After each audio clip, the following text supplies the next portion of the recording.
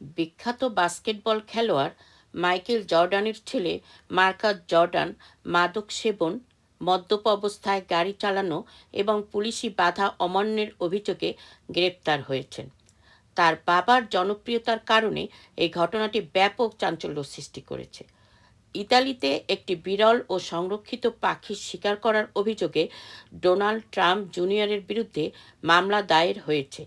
এই ঘটনাটি আন্তর্জাতিকভাবে আলোড়ন সৃষ্টি করেছে এবং বন্যপ্রাণী সংরক্ষণ আইন নিয়ে নতুন করে আলোচনা শুরু হয়েছে।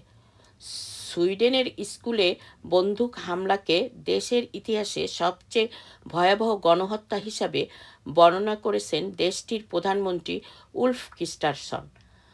আর হামলার দিনটিকে অন্ধকার দিন হিসেবে উল্লেখ করেছেন শিক্ষার্থী ও শিক্ষকরা।